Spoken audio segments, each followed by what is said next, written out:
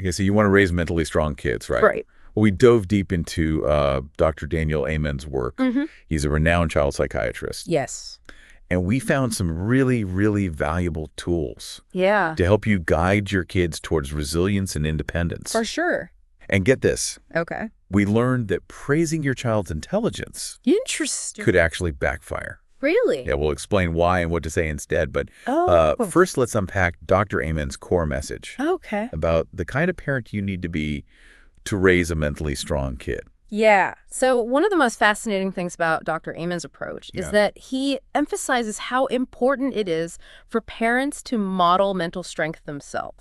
So it's like walking the walk, Exactly. not just talking the talk. Yeah. He calls this authenticity, Okay. being real and genuine with your kids. Mm-hmm. And he sees that authenticity as like the foundation for building a strong parent-child relationship Okay, that fosters mental strengths. that makes sense. And, you know, Yeah. he draws on a lot of his own childhood experiences Interesting. to illustrate this point. I'd love to hear about some of those experiences that shaped his thinking. Well, Dr. Amen grew up with a largely absent father. Oh, wow. And, you know, he realized how crucial presence and connection are Yeah. for a child's well-being. I can only imagine. It really shaped his whole approach to parenting. Okay. Like, for example, he's a big advocate for what he calls What special was- time. Special time. What is that? It's actually pretty simple. Okay. He recommends just setting aside 20 minutes each day, Okay. completely phone-free. No phone. Okay. Yeah, to fully engage in an activity your child chooses. Mm-hmm. So it's about being present, Okay. attentive, Yeah. and connecting with your child on their terms. 20 minutes a day, Yeah. fully focused on them. Yeah. I can see how that could be powerful. Mm-hmm. But does he talk about the why behind it? He does. Like, why is that so important for building mental strength? Yeah. You see, consistent loving connection during childhood Mm-hmm. actually shapes a child's brain development. Wow. And this is backed up by neuroscience, Right. the neuroscience of attachment. Interesting. It fosters emotional regulation, Yeah. resilience, and even healthy relationships later in life. That's huge. It is. And, you know, he tells this great story Oh, I love stories. to demonstrate Lay it on me. how powerful this simple practice can be. Okay. It's about his own literary agent who was struggling to connect with his young daughter. Oh. And Dr. Amen suggested that he try this special time. Okay. And guess what? Right. Within weeks, his daughter was clinging to her dad's leg, craving that dedicated connection. Oh, wow. That's incredible. It's a beautiful example of how powerful those small moments of focused connection can be. It really is. I love that story. Yeah. It just shows sometimes the simplest things are the most effective. Mm-hmm. And, you know, it makes me think about how important it is for parents to really listen to their kids, not just hear them, Right. but truly understand what they're trying to communicate. You're right. And that ties directly into another one of Dr. Amen's key concepts, Oh, active listening. active listening. Yeah. I've heard that term before, but Yeah. what does it actually look like in practice? It's about going beyond just hearing your child's words Okay. and really trying to understand the feelings behind them. Okay. It's about acknowledging their perspective, even if you don't agree with it, Mm-hmm. and reflecting back what you hear Okay. to ensure you're understanding them correctly. So it's not about just giving them a solution or Yeah. telling them what to do. It's about validating their experience Okay. and showing empathy. Got it. And, you know, Dr. Amen gives this really hilarious example Oh, yeah. about a kid who wants to dye their hair blue. I think I remember that one. Yeah. Instead of just immediately shutting down the request, Right. he suggests reflecting back what you hear, Exactly. saying something like, so you want blue hair? Mm-hmm. I have to admit, my first instinct would be to just say no. Yeah. But I see how his approach avoids that immediate conflict. Exactly. And it opens up communication. Yeah. Maybe the child's feeling like they don't fit in, Right. or maybe they're trying to express their individuality. Mhm. Active listening helps you get to the heart of the matter. I like that. It's like holding up a mirror to their emotions, Okay. showing them that you see and you hear them. That's such a good point. Yeah. It really shifts the focus Yeah, from solving the problem to understanding the feelings behind it. precisely. And this approach helps you cultivate empathy and validate the child's experience, Even if Right. you ultimately say no to the blue hair, Yeah. they know that they've been heard and understood. Right. Now, speaking of saying no, Okay. Dr. Amon's a big believer in setting boundaries. Makes sense. He even cites this fascinating study from the University of Oregon Okay. that followed 10,000 families for years Yeah. to assess the impact of different parenting styles. Okay. I'm intrigued. What did they find? Well, the results were a little surprising. Okay. They found that loving but permissive parenting actually led to more mental health challenges for kids wait. than even hostile but firm parenting. Wow, that's counterintuitive. It is. But it makes you realize how important boundaries are. Absolutely. And the study highlights why children, Yeah. especially before their prefrontal cortex is fully developed, Okay. need those limits to feel safe and secure. That makes sense. They need guidance to navigate the world and to make responsible choices. So even though it might feel counterintuitive to be firm, Yeah, those boundaries actually provide a sense of security and stability. exactly. They're like guardrails that help kids stay on track and make good choices. I like that analogy. Yeah, and this actually connects to another intriguing point that Dr. Amon makes. Okay. Are you ready for this? I think so. He suggests that sending kids away to college at 18, Okay. when their brains are still developing, can be detrimental. Delaying college, Yeah, a lot of people might push back on that, they might.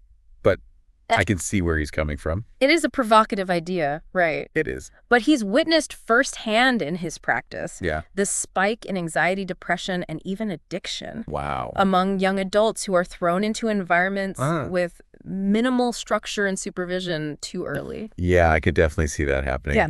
So what's the takeaway here? Yeah. Are we supposed to keep our kids at home forever? Not necessarily. And it's more about recognizing that the prefrontal cortex, the part of the brain that's responsible for judgment, impulse control, and long-term planning, isn't fully developed until our mid-20s. That's a good point. Yeah. So maybe we need to rethink the timing and the structure of that transition to full independence. Yeah.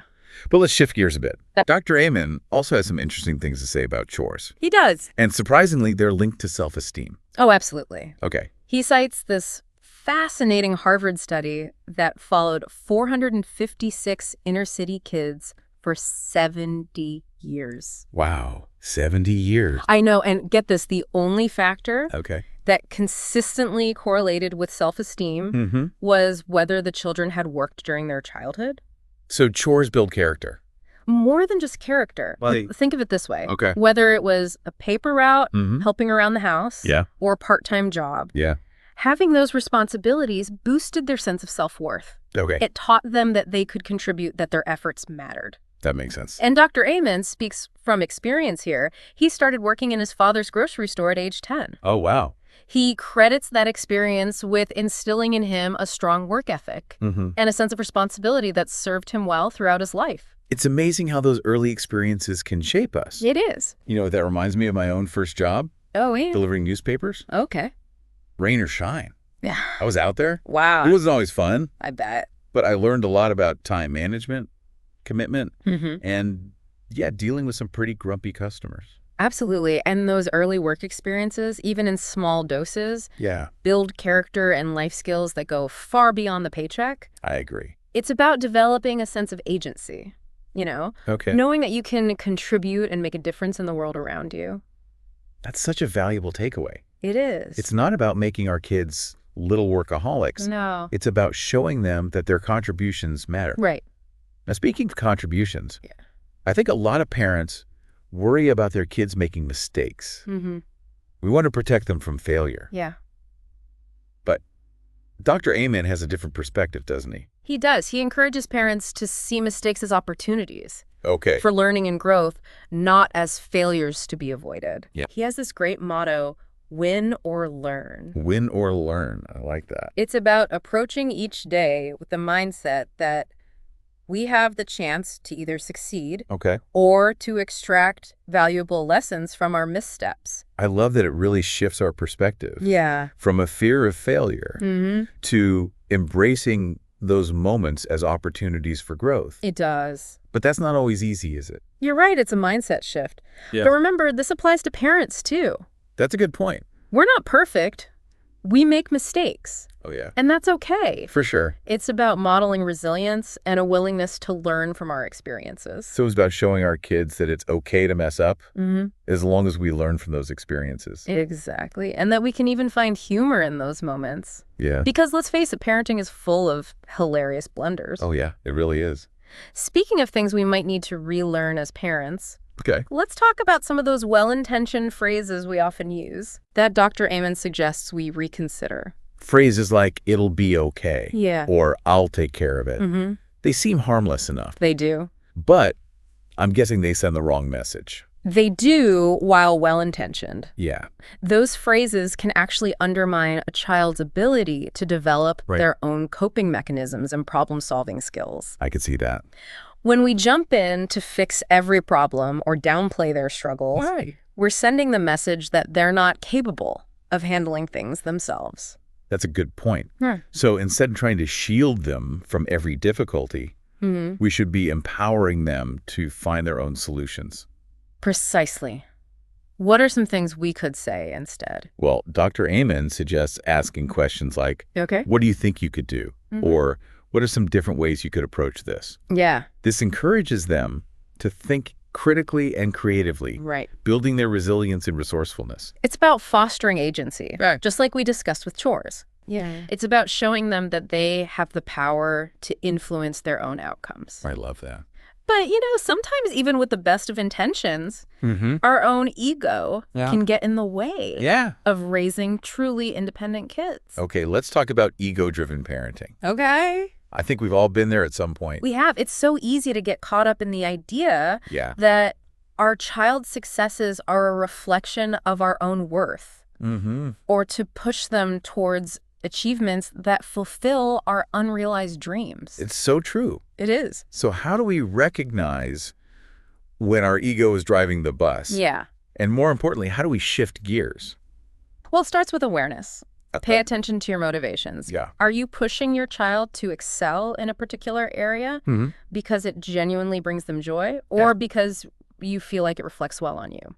It's a tough question to ask yourself. It is, but remember, Dr. Amen stresses that our primary goal should be raising competent, self-sufficient individuals. Not crafting trophies for our own egos. So it's about supporting them and pursuing their own passions. Yes. Not imposing our own unfulfilled aspirations on them. Exactly. That's a powerful message. And I think it's a good place to pause for now. Okay. We've covered a lot of ground, but there's still so much to explore. There is, and I can't wait to dive into some of Dr. Amen's strategies for navigating the digital age, setting healthy boundaries with technology, and fostering open communication in a world that's increasingly dominated by screens.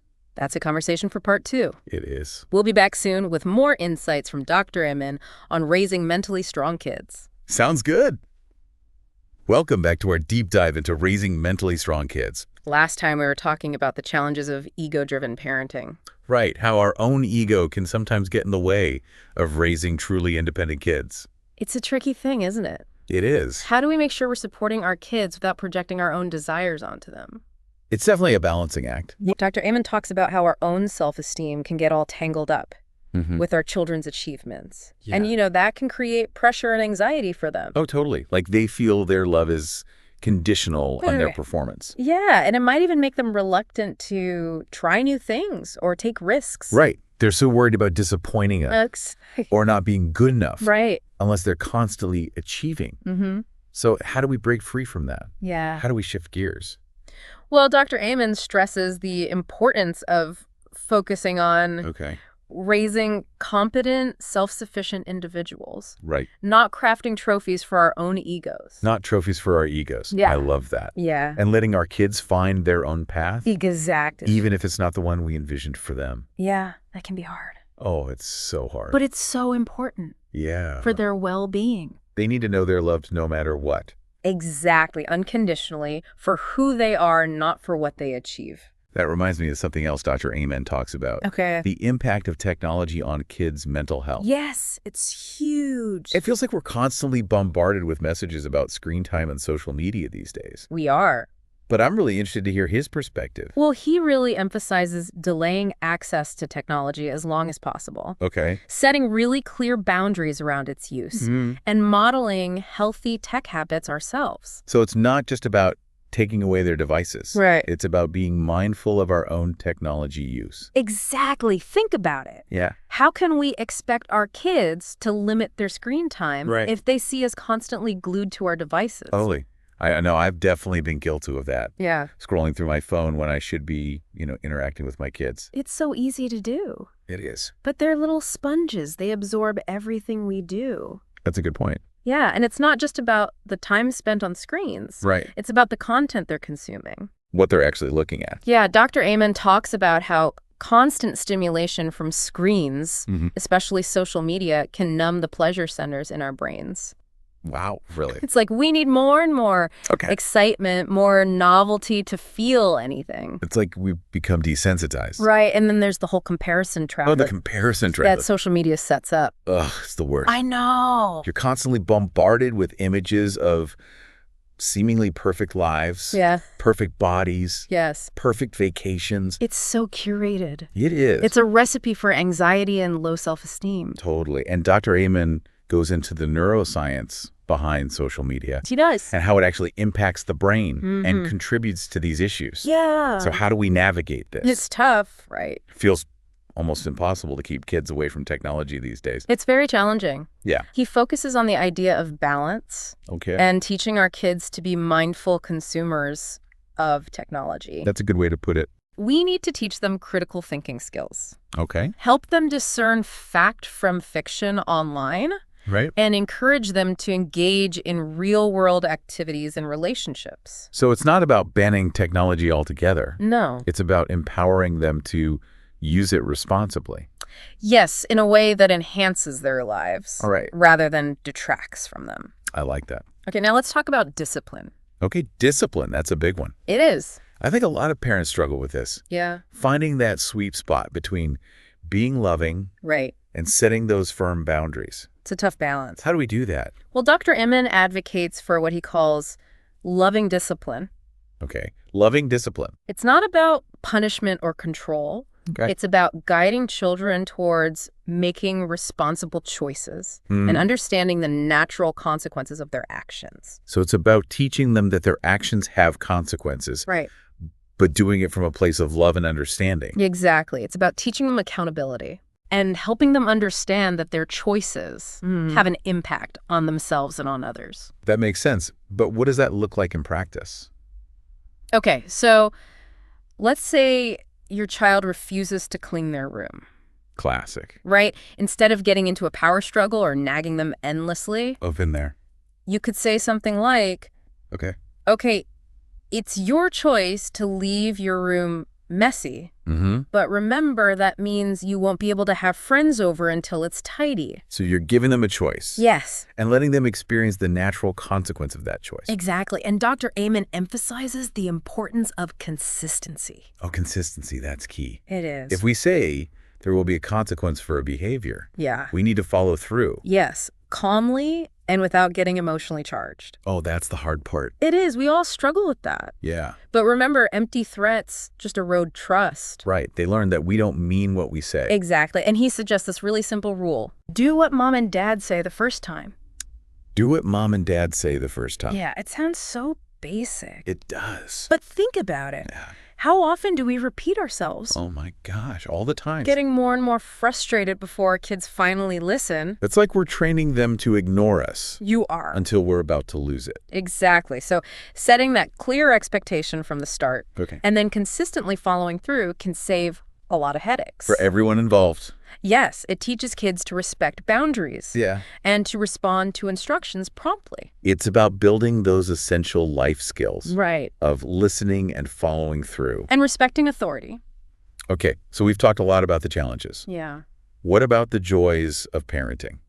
I think it's easy to get bogged down in the day-to-day stress. Yeah. It's easy to focus on the negative. Yeah, but we need to remember the good stuff. We do the beauty and wonder of watching our children grow and learn. Yes, and celebrate those small victories. Those moments of connection. Yes. Those bursts of laughter that make it all worthwhile. Absolutely. It's about cherishing the time we have with them. Yeah. Recognizing that childhood is fleeting. It really is. And embracing the messy, imperfect, often hilarious adventure of raising kids. You know what? I think that's a beautiful note to end this part of our deep dive on. Yeah, we've covered a lot of ground. We have. From navigating technology to discipline. And even finding those moments of joy amidst the chaos. Exactly. We've talked about the importance of being mindful of our own ego, right? Setting clear boundaries, and teaching our kids to be responsible digital citizens. Yes, and the essential role of love and connection. Yeah, in fostering mental strength. But there's still more to unpack.